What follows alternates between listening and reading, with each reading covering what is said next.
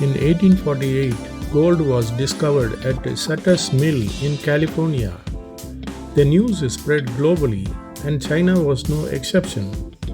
Villages in Guangdong province were gripped by poverty, floods, civil war, British imperialism, and instability caused by the Opium Wars and the Taiping Rebellion. Meanwhile, posters, letters, and recruiters from America promised riches, freedom, and better lives.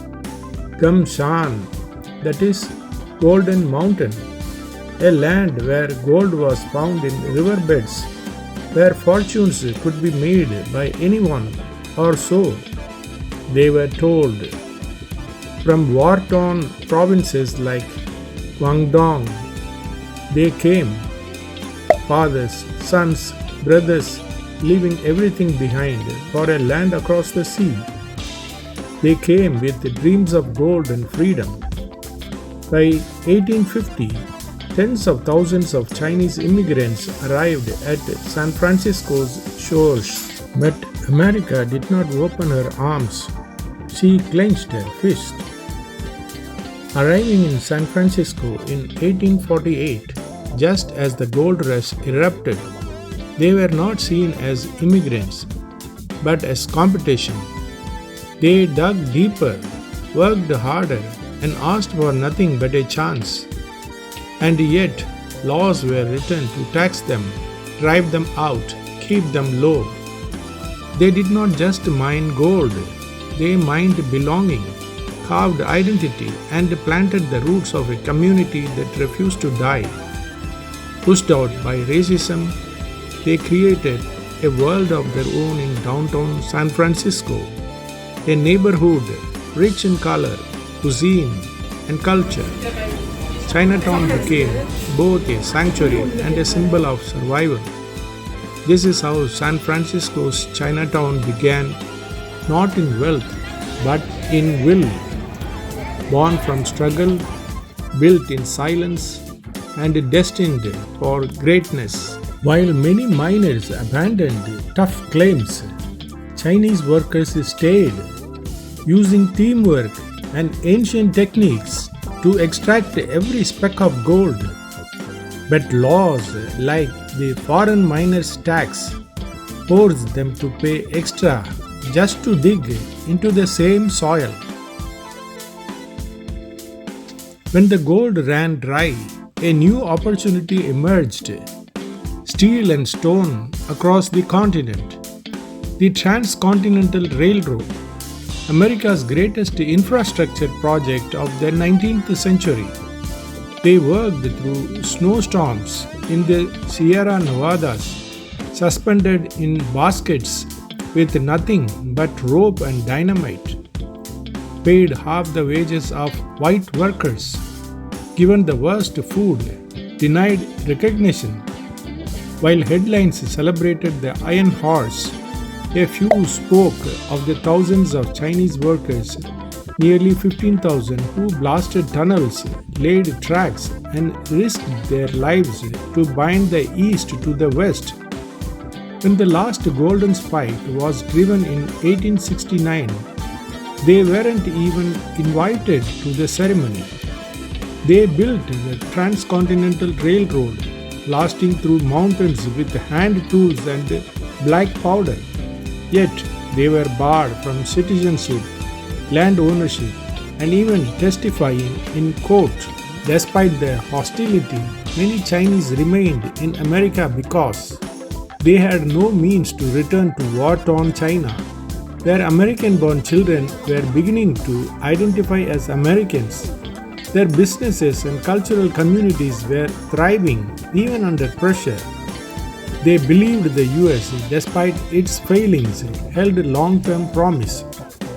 They settled heavily in San Francisco's Chinatown, which became the tight-knit ethnic enclave where Chinese language, tradition, and commerce thrived, even while outsiders tried to isolate or erase them. The 1882 Chinese Exclusion Act banned Chinese labor immigration for 10 years. It was renewed, made permanent in 1902 and not repealed until 1943. It was the first US immigration law targeting a specific race, and it split families for generations. Angel Island became their Ellis Island, with interrogations, detentions, and humiliation. As their numbers grew, so did the backlash. Economic anxiety and racial fear fueled a fire across the West. In San Francisco, Los Angeles, Seattle, Chinese communities were burned, lynched, and terrorized. They were blamed for stealing jobs, polluting cities, and refusing to assimilate. No wives, no children, no future. In 1906, on April 18th, an earthquake with a magnitude of 7.9 devastated San Francisco, followed by widespread fire, resulting in 3,000 deaths, leaving 250,000 homeless, and destroyed around 28,000 buildings. When the 1906 earthquake destroyed Chinatown, the city tried to move them out, but the Chinese rebuilt it, this time in pagoda-style architecture, turning Chinatown into a cultural gem and tourist attraction.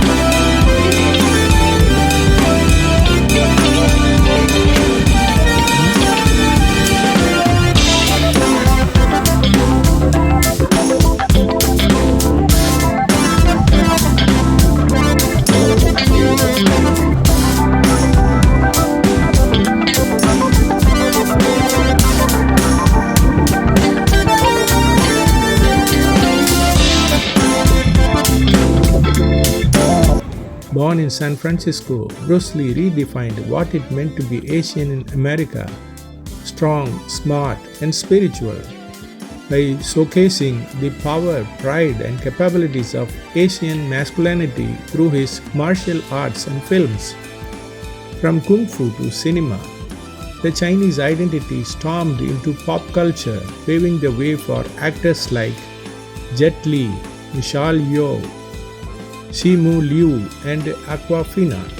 Today, Chinese Americans, along with investors from mainland China, dominate the California real estate market.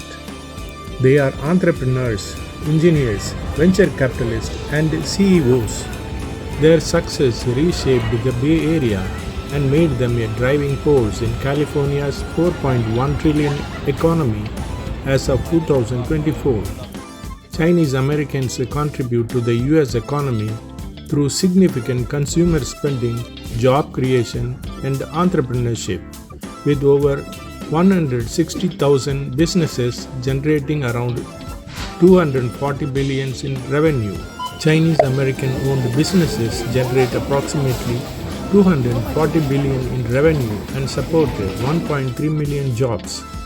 Through consumer spending, Chinese Americans contributed over 300 billion to the US GDP in 2019 and supported 3 million jobs. Once banned from voting, Chinese Americans are now judges, mayors, and activists.